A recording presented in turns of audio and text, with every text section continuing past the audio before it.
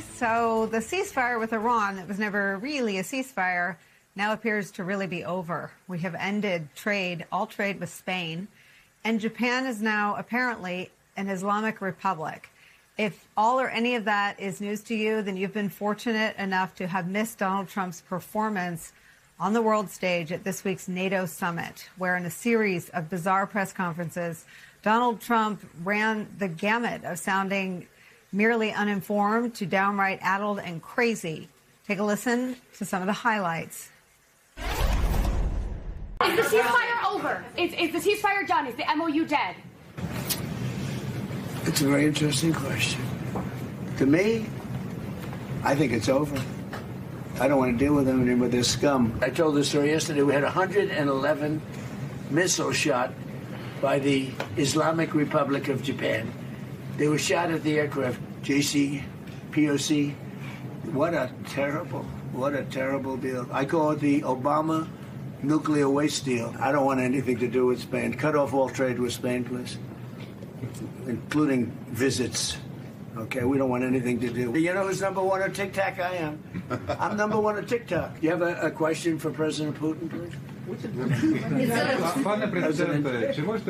Do you have a question for President Putin? Not so much. Yeah, what would you like to ask him? Because I'm going to ask him that question.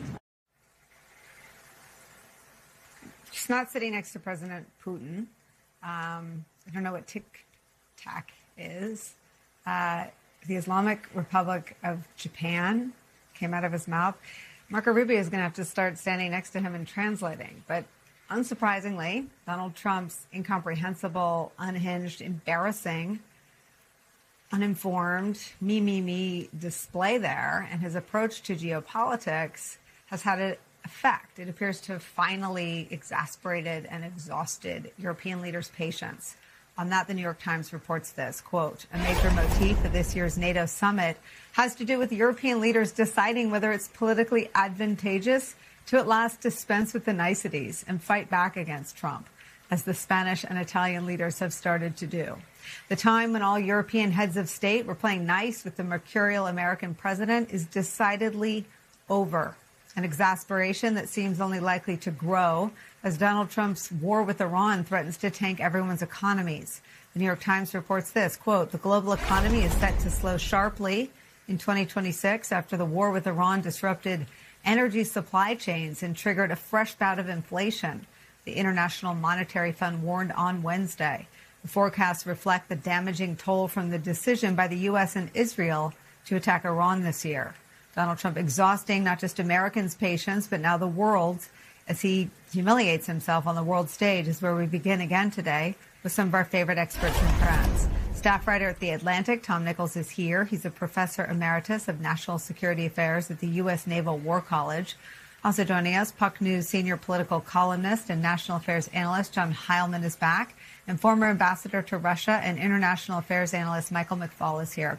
Ambassador, I'm only half joking about having a translator there. He speaks now so incomprehensibly, and I guess it's old-fashioned, but I remember when the world hung on every word that an American president and an American ambassador, an American diplomat, and an American spokesperson said. And now we're all supposed to look the other way when he describes Japan as an Islamic republic and thinks he's sitting next to Putin. It was crazy. I'm glad you pointed it out. A lot of people don't think it's crazy anymore, right? We've gotten so used to him speaking this way. We just give him a pass on all this. But that clip you just showed, these in other circumstances just a few years ago would have been major international crises. Today, this is just the way the president talks. And as you also said, rambling all over the place about different issues, all having to do with him personally, was also something very striking from the press conference. But on the substance, there's another thing that's very striking. In my world, everybody is calling this a success, this summit. And you know why?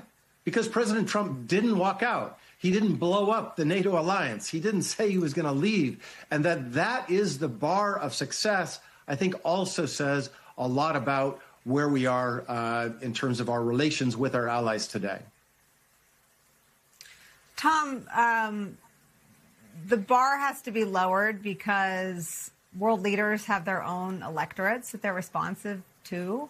But that the bar has been so unceremoniously lowered, like so that it's underground, seems like something that should get more notice among American civic leaders. I mean, this is the guy that Jeff Bezos capitulated to and stood shoulder to shoulder. This is the guy that all the fanciest law firms in New York are now doing pro bono work for his commerce department. This is the guy that universities capitulated to. And this is a guy who doesn't know the difference between Japan and Iran.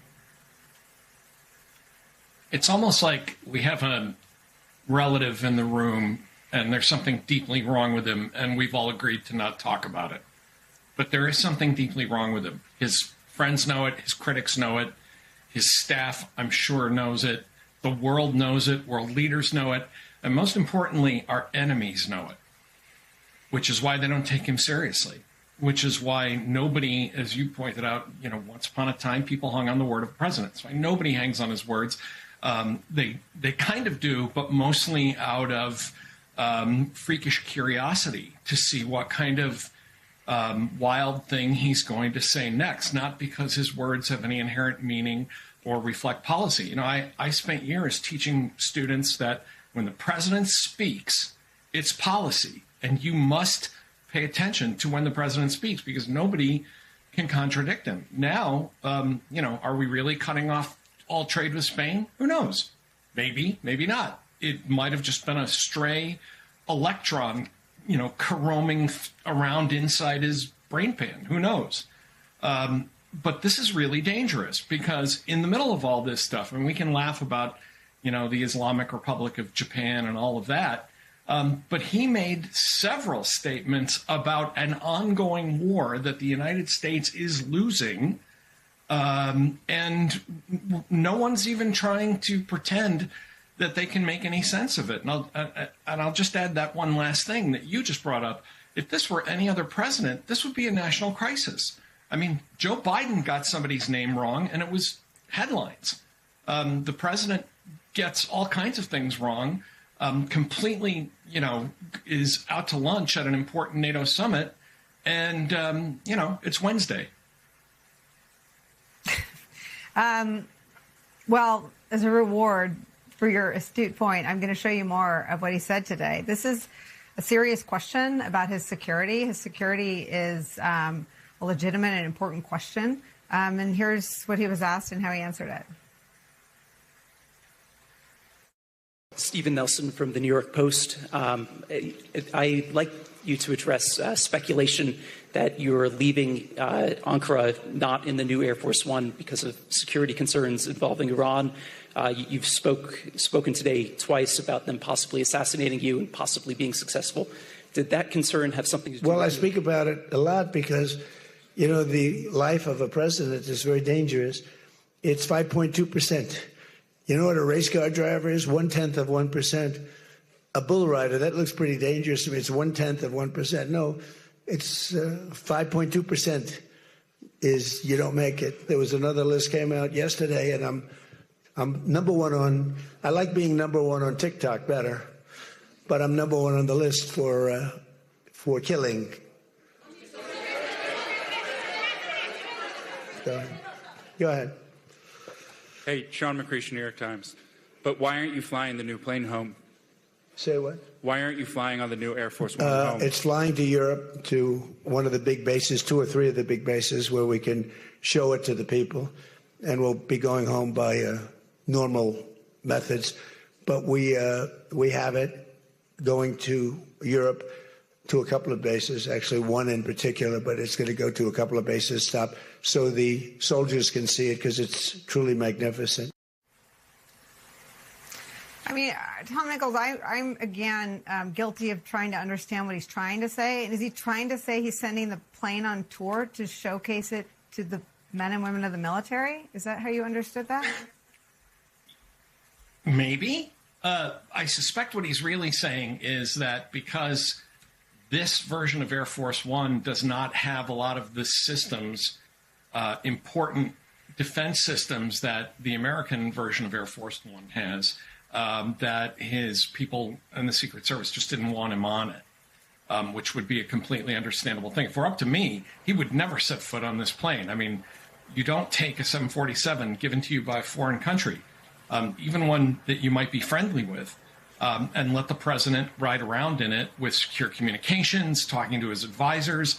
Even if they pulled out every stud and ripped out every carpet, I just would never let the president on that plane. But I suspect that this air show story is because his advisor said, we can't send you into a war zone because Turkey is right next to where military operations are taking place, without the kind of protections that the actual Air Force One has on it. So I think it's a typical Trump moment of that would sound bad, and so he's got to come up with a story about how really it's just because the plane's so awesome, everybody wants to see it. But I don't think that's the real reason. I think it's a genuine security problem.